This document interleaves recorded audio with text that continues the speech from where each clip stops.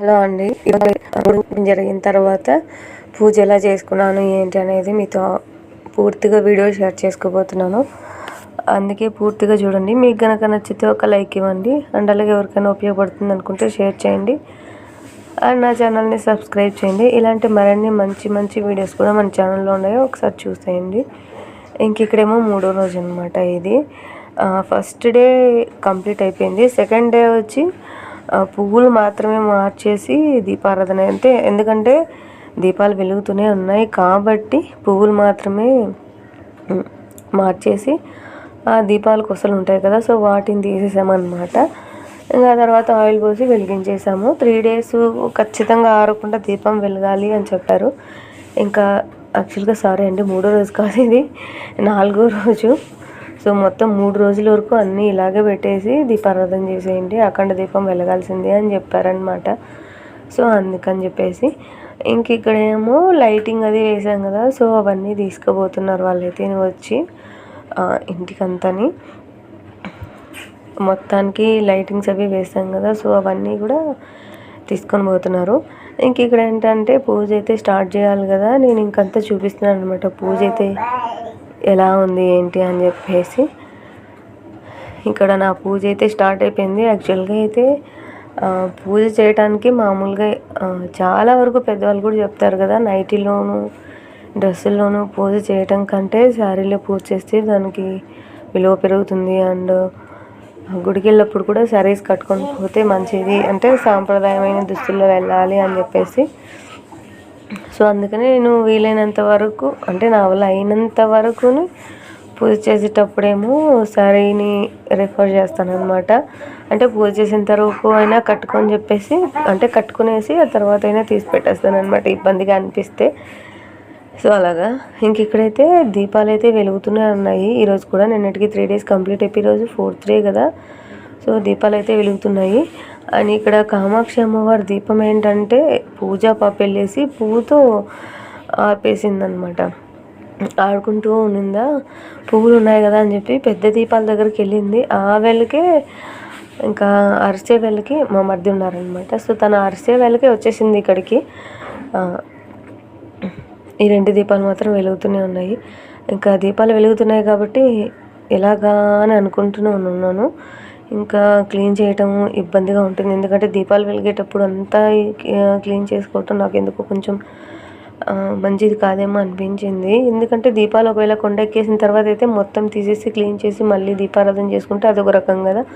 But ఇక్కడ దీపాలు వెలుగుతూనే ఉన్నాయి కాబట్టి ఎలాగా అని ఆలోచిస్తున్నాను. మామూలుగా దేవుడి రూమ్ అయితే ప్రజెంట్ ఇలా ఉంది. నెక్స్ట్ వుడ్ వర్క్ అది జరిగిన తర్వాత ఎలా ఉంటుందో నేను చూపిస్తాను. అండ్ ఇంతకుముందు దేవుడి రూమ్ అది ఎలా ఉన్నిందో మీ అందరికీ తెలుసు కదా. సో పక్కన చిన్న గుడిలాగా ఉన్నింది, ఈ పక్కేమో షోకేస్ ఉన్నిందనమాట. మాకు ఆ పక్క డోర్ కొంచెం జరిగింది కాబట్టి దేవుడి రూమ్ అయితే సరిపోదు. సో అందుకని చెప్పేసి ఇటు సైడ్ పెట్టుకున్నాము. సో ఇటు సైడ్ కూడా ఉండొచ్చు అని చెప్పారు. సో అందుకని చెప్పేసి ఇటు సైడ్ కూడా పెట్టేసుకున్నాం అనమాట.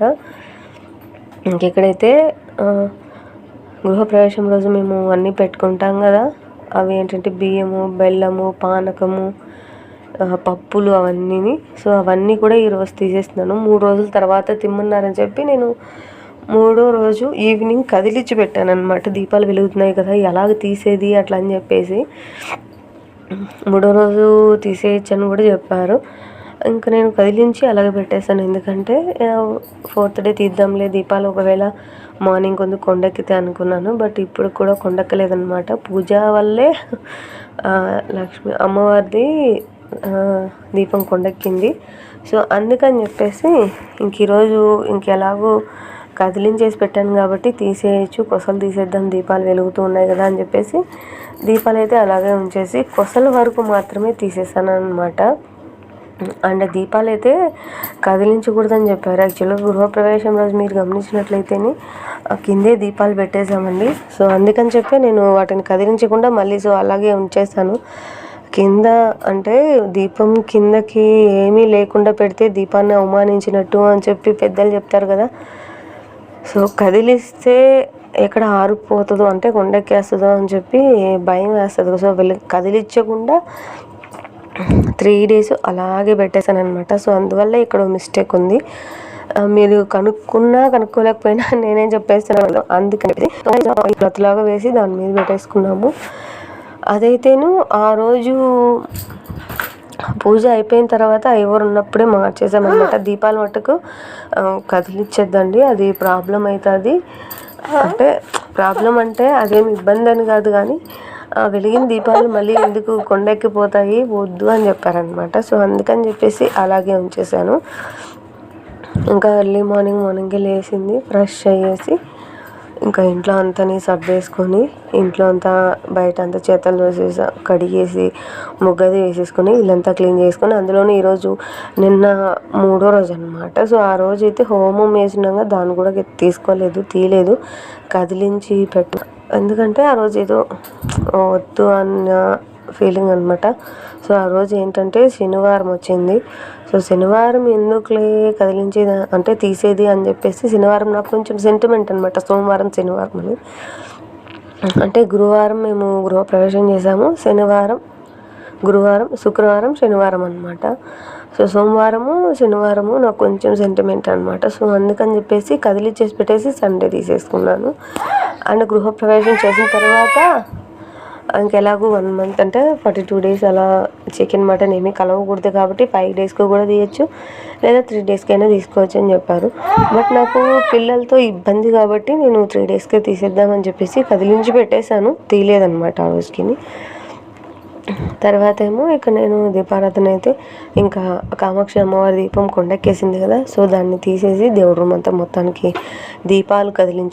పెద్ద దీపాలు కదిలించకుండా దేవుడి రూమ్ అంతా క్లీన్ చేసి కామాక్షి అమ్మవారి దీపాన్ని తీసుకెళ్ళేసి బాగా నీట్గా కడిగేసి తుడిచేసి బొట్లు పెట్టేసుకొని దీపారాధన అయితే చేసుకుంటున్నాను అనమాట.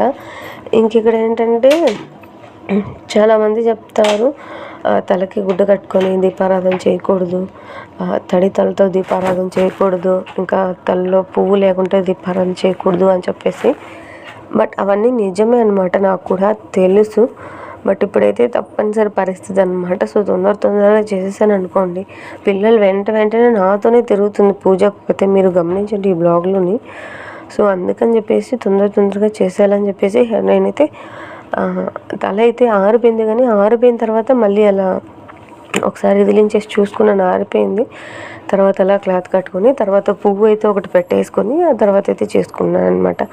అంటే టైం అనేది మించిపోతుంది, హోమం తీయాలి కదా. సో అందుకని చెప్పేసి తల దూకోవడానికి కూడా అల్లుకుందాం అనుకున్నాను. హెయిర్ ఎక్కడ రాలిపోద్దు ఇల్లంతా అని చెప్పి భయం అనమాట. హెయిర్ ఫాల్ నాకు ఎక్కువగా ఉంది. సో అందుకని చెప్పేసి ఇంకా తల దువ్వకుండా పూజ చేయాలి అని చెప్పి నాకు ఒక ఇదన్నమాట. చాలా వరకు ఉంటుంది కదా, సో అందరికీ తల దువ్వకుండా పూజ చేసుకుంటే మంచిది అని చెప్పేసి నేను విన్నాను. ఎందుకంటే తల దువ్వేస్తే ప్రాబ్లం ఉంటుందని కాదు, కానీ తల దువ్వకుండా దీపారాధన చేసుకోవడం మంచిది అని నేను విన్నాను అనమాట.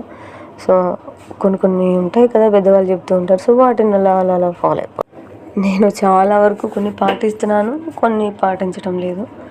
బట్ మొత్తానికి అన్నీ పాటించాలి అని చెప్పి అనుకుంటున్నాను. అండ్ పూజలు అని ఇంకా వ్రతాలు ఏమి చేసుకోవటానికి నాకు లేదనమాట. ఎందుకంటే ఇంకా ఆఫ్టర్ 1 month తర్వాత 5th month అనేది వచ్చేస్తుంది. సో అందుకని చెప్పేసి 5th month వరకు అయితే వ్రతాలు నోములు ఏదైనా చేసుకొనొచ్చు, 4th కంప్లీట్ అయ్యేంత వరకు.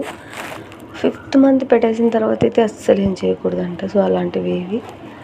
సో అందుకని చెప్పేసి ఇంకా నేను వ్రతాలు నోములు అయితే ఏమీ చేసుకోలేను.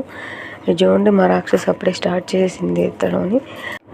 ఇంకైతే మేము ఇక్కడ కదిలించి పెట్టేశాను కదా నిన్నే. సో చూడండి కొంచెం కదిలించి పెట్టేశాను అనమాట. ఈరోజు తీసేసినాను. మా మరిది కూడా ఉన్నారా. నెక్స్ట్ ఇంకో రోజు తీద్దాం అనుకుంటే ఎవరు ఉండరు అనమాట హెల్ప్కి, వాళ్ళ వర్క్లో వాళ్ళు బిజీ అయిపోతారు. ఒక్కటే కొంచెం ఇబ్బందిగా అనిపిస్తుంది అనమాట. సో అందుకని చెప్పేసి మొత్తానికి అయితే కదిలించేసి క్లీన్ చేసి అన్నీ బయట పెట్టేసాము. ఈలోపు ఇది చేసుకుంటూ వంట అయితే స్టార్ట్ చేశాను అనమాట. సామాన్లన్నీ కొన్ని ఇక్కడే ఉన్నాయి, కొన్ని అక్కడ ఉన్నాయి. ఇక్కడ ఏంటంటే పొయ్యి మీద కుక్కర్ పెట్టున్నాను, పప్పు మొత్తం విజిల్లోంచి బయట వచ్చేసింది అనమాట. ఒక రకంగా పేలింది అనకుండా ముక్కల భాగం అంతా మొత్తం ఇలా బయట వచ్చేసింది అనమాట. నాకు గోడంతా క్లీన్ చేసుకున్నాను, కానీ స్టవ్ అంతా ఇబ్బందిగా అనిపించింది. వంట అంతా కంప్లీట్ చేసిన తర్వాత క్లీన్ చేసుకుందాంలే అనుకొని అలాగే వదిలేసాను.